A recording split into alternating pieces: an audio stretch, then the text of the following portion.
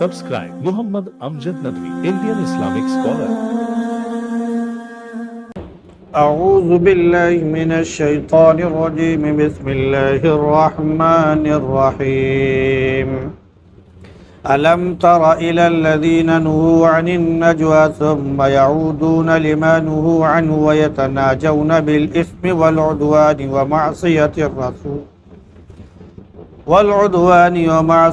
الرسول وإذا جاءوك حيوك بما لم يحيك به الله ويقولون في أنفسهم لولا يعذبنا الله بما نقول حسبهم جهنم يصلونها فبئس المصير ألم تر إلى الذين نهوا عن النجوى کہ آپ نے نہیں دیکھا ان لوگوں کو جن کو منع کیا گیا تھا کانا پھوسی سے، پھر وہ وہی بات دہراتے ہیں جس سے ان کو منع کیا گیا، اور وہ آپس میں گناہوں، زیادتی اور رسول کے نافرمانی کے تعلق سے سرگوشی کرتے ہیں، یعنی کانا پھوسی کرتے ہیں۔ اور وہ جب آپ کے پاس آتے ہیں تو آپ کو ایسی دعا دیتے ہیں جو دعا اللہ نے آپ کو نہیں دی، اور وہ اپنے دل میں کہتے ہیں کہ کیوں اللہ ہم پر عذاب نہیں بھیجتا ہمارے کہنے کی وجہ سے، تو ان کے لیے جہنم کافی ہے، وہ اس میں جلیں گے اور بہت برا ٹھکانہ ہے۔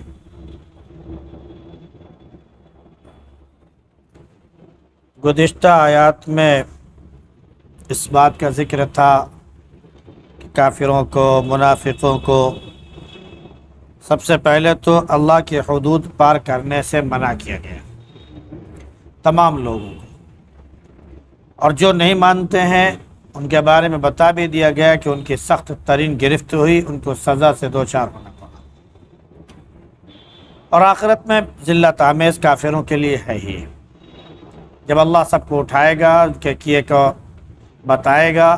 کیونکہ اللہ کے پاس سب شمار موجود ہے، یہ بھول چکے ہیں۔ پھر اللہ رب العزت نے اس بات کا بھی ذکر کیا کہ جو کچھ زمین اور آسمان میں ہے سب کچھ وہ جانتا ہے۔ جو لوگ سرگوشی کرتے ہیں، چاہے 3 کی تعداد میں ہوں، 5 کی تعداد میں ہوں، 7 کی تعداد میں ہوں، تو یہ چاہے جتنی بڑی تعداد میں ہو اور یہ سوچے کہ ان کے سوا کسی کو نہیں معلوم، تو ان کو یہ معلوم ہو جانا چاہیے کہ اللہ جانتا ہے، کیونکہ تمام تعداد کے بعد اللہ نے اپنا ذکر ضرور کیا کہ وہ ہے ان سب کے بعد جو ان تمام چیزوں کو جانتا ہے۔ اور عدد اس لیے خاص طور سے بھی بیان ہے کہ 3، 5، 7 یہ وہ عدد ہے کہ اگر جب آپس میں کوئی مشورہ اور کوئی اہم بات پر رائے ہو، آپس میں ایک دوسرے سے کوئی مشورہ لینا چاہے، تو جب تعداد دونوں طرف برابر ہو جائے تو ایک عدد ایسا ہو جو جس طرف بھی چلا جائے ان کی تعداد زیادہ ہو جائے اور اس پر پھر عمل ہو جائے، اس لیے تعداد زیادہ بہتر ہے، طاق عدد جو ہے وہ بہتر ہے۔ اب آگے انہی منافقوں، کافروں کا ذکر چل رہا ہے جو منع کرنے کے بعد بھی نہیں رکتے ہیں،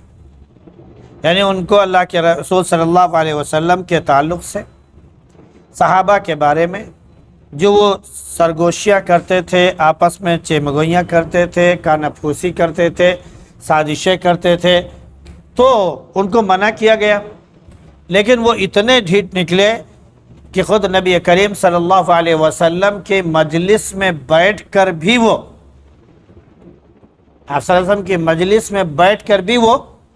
سرگوشی کرتے اور کانا پھوسی کرتے۔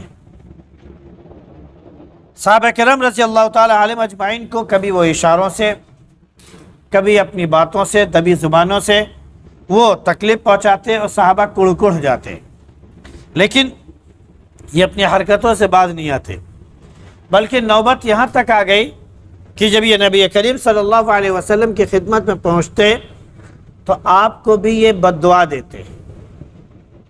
جس کے بارے میں یہاں کہا گیا کہ یہ ایسی دعا دیتے جو دعا اللہ نے آپ کو نہیں دی تھی۔ اللہ رب العزت نے ہم تمام مومنوں کو اپنے نبی صلی اللہ علیہ وسلم کی زبان اقدس سے اور آپ کے ذریعے سے توسط سے ہمیں جو تعلیم دی ہے کہ جب ہم ایک دوسرے سے ملیں تو کہیں السلام علیکم، یعنی آپ پر اللہ کی سلامتی ہو، اللہ کی جانب سے تمام قسم کی آپ کے اوپر سلامتی ہو، ہر آفت، ہر مصیبت، ہر پریشانی سے آپ محفوظ ہوں، ہر طرف آپ کے لیے سکون، اطمینان، دلی سکون، ذہنی سکون، ہر اعتبار سے آپ کے لیے سلامتی ہی سلامتی ہو۔ یہ دعا دینے کا ہم کو حکم دیا گیا ہے۔ چنانچہ تمام صحابہ جب نبی کریم صلی اللہ علیہ وسلم سے ملتے تو السلام علیکم ورحمۃ اللہ وبرکاتہ کہتے۔ خود نبی کریم صلی اللہ علیہ وسلم جب صحابہ سے ملتے تو اس طرح سلام کرتے، گویا کہ ایک دوسرے کو سلامتی کی دعا دیتے۔ لیکن یہ منافق جو تھے، یہ کمینے کمبخت منافق جو تھے، یہ کیا کرتے کہ جب نبی کریم صلی اللہ علیہ وسلم کی خدمت میں پہنچتے تو بجائے یہ کہ السلام علیکم کہنے کے السلام علیکم کہتے، یعنی لام غائب کر دیتے۔ بظاہر لگتا کہ ہاں انہوں نے سلام کیا ہے، کہ سب لوگ بھی کبھی اس وقت توجہ نہیں دیتے، کہتا السلام علیکم، السلام علیکم وغیرہ وغیرہ، مختلف اعتبار سے آدمی اپنے اپنے اعتبار سے کہہ جاتا ہے۔ بہت سے لوگ دیہات میں تو کہتے ہیں السلام علیکم، یہ سب الفاظ غلط ہیں۔ جو لفظ ہے السلام علیکم، ہمیں ویسے ہی سلام کرنا چاہیے۔ تو منافقین کا طرز کیا تھا کہ آتے تو اس طرح سلام کرتے کہ السلام کا جو لام ہے وہ داب دیتا اور کہتا ہے السلام علیکم، جس کے معنی کیا ہے کہ السلام اگر کوئی کہہ رہا ہے تو اس کا مطلب یہ ہے کہ تم پر اللہ کی موت آئے، تمہیں موت آ جائے اللہ کی جانب سے، تم مر کیوں نہیں رہے ہو،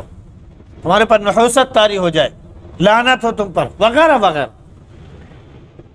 تو اس طرح آ کے اللہ کے نبی صلی اللہ علیہ وسلم سے وہ سلام کرتے۔ اللہ کے نبی صلی اللہ علیہ وسلم اتنے خوش اخلاق، اتنے بااخلاق تھے کہ کبھی بھی ان کو پلٹ کر اس طرح کی ان کو دعا نہیں دی کہ وہ علیک السلام، تمہیں بھی موت آئے، کیونکہ اللہ کے نبی صلی اللہ علیہ وسلم موت کے دعا ان کے لیے کر دیتے تو یقینی طور پر وہ مر جاتے۔ کافروں کا یقین تھا کہ اگر اللہ کے نبی صلی اللہ علیہ وسلم نے بد دعا کر دی تو فطری طور پر، یقینی طور پر یہ لازمی ہے کہ وہ آدمی بچ نہیں سکے گا۔ غالباً عتبہ کا بیٹا شیبہ تھا، یا شیبہ کا بیٹا عتبہ، اتنا دھیان نہیں ہے، کافروں میں سے تھا۔ رشتہ اللہ کے نبی صلی اللہ علیہ وسلم کی بیٹی سے ہوا تھا، اور جب اللہ کے نبی صلی اللہ علیہ وسلم نے نبوت کا اعلان کیا تو اس نے رشتہ توڑوا دیا اور نکاح نہیں ہوا۔ آپ صلی اللہ علیہ وسلم کی 2 بیٹیاں اس کے 2 بیٹوں سے بیاہی تھی، مطلب رشتہ منسوب تھا، اس نے ختم کر دیا رشتہ۔ آپ صلی اللہ علیہ وسلم نے کسی وجہ سے اس کے بیٹے کے لیے بد دعا کی کہ تیرے بیٹے کو شیر کھا جائے گا۔ اس کو یقین ہو گیا کہ میرے بیٹے کو ہو نہ ہو کہیں نہ کہیں شیر ضرور کھائے گا۔ چنانچہ جب اس کا بیٹا ملک شام کی طرف، سیریا کی طرف تجارت کی غرض سے نکلا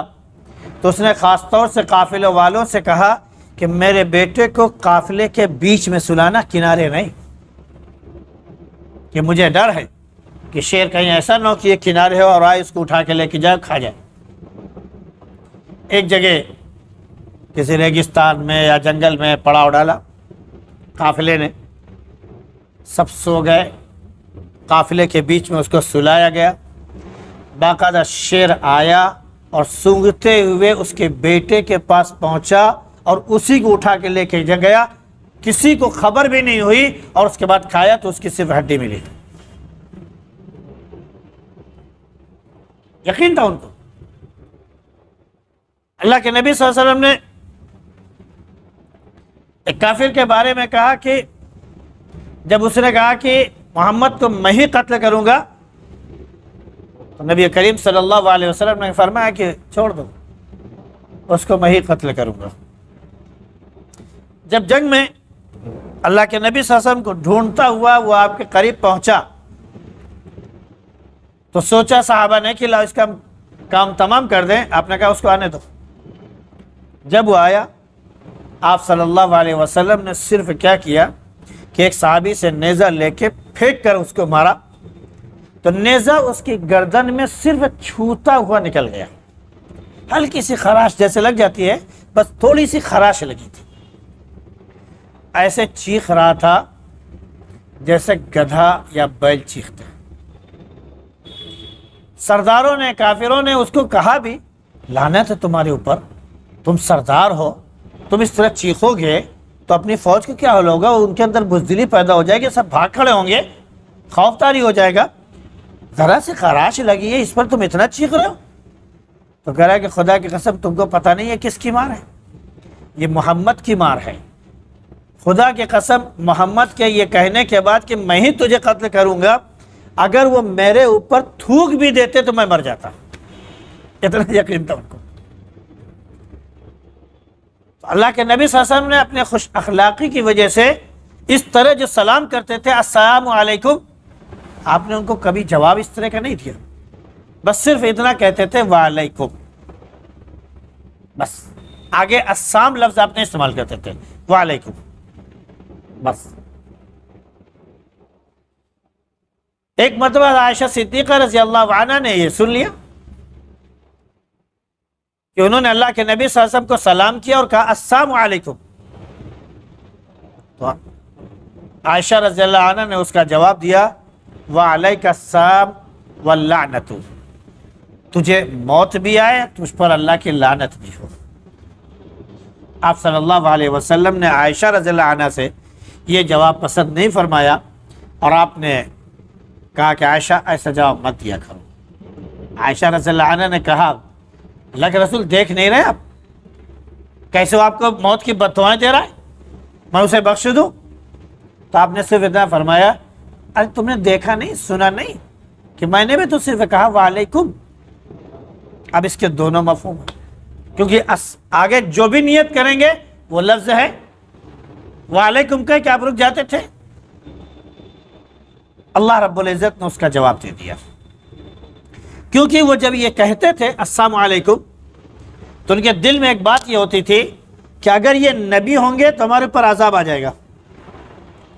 اور جب ان کے اوپر عذاب نہیں آتا تھا تو وہ مذاق اڑاتے تھے کہ اگر یہ نبی ہوتے تو ہمارے اوپر عذاب آ جاتا، یہ نبی ابھی نہیں ہے اس لیے ہمارے اوپر عذاب نہیں آ رہا ہے۔ تو اللہ نے کہا کہ کہہ دو یصلونہا، ان قریب ان کے لیے جہنم ہے، حسبہم جہنم، ان کے لیے جہنم ہے،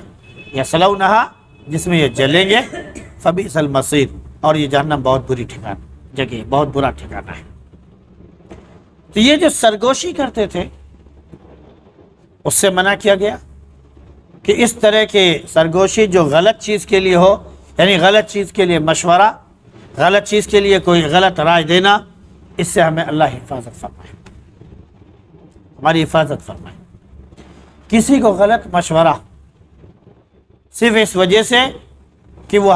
ہم اس کو نہیں چاہتے ہیں یا وہ ہم کو نہیں چاہتا ہے، ہمارے خلاف ہے،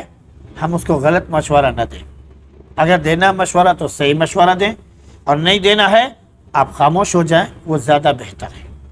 بجائے اس کے کہ آپ کوئی غلط مشورہ دیں پھر اس کے اوپر کوئی مصیبت آئے اور آپ کے اس مشورے کی وجہ سے آپ کو بھی گناہ میں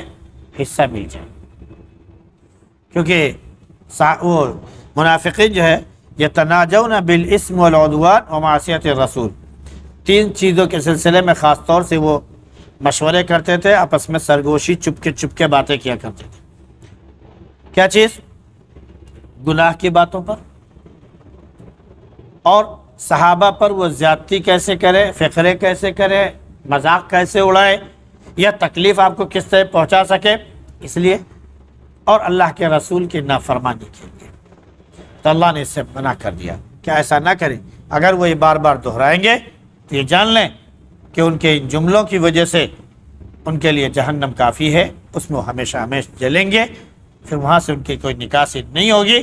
اور وہی ان کا ہمیشہ کے لیے ٹھکانہ بن جائے گا۔ اللہ ایسی برائیوں سے ہم سب کی حفاظت فرمائے اور تمام قسم کی برائیوں سے حفاظت فرمائے اور تمام قسم کی نیکیوں کی توفیق نصیب فرمائے۔ سبحان اللہ بحمدہ، سبحانک اللہم وبحمدک، ونشہد ان لا الہ الا انت نستغفرک۔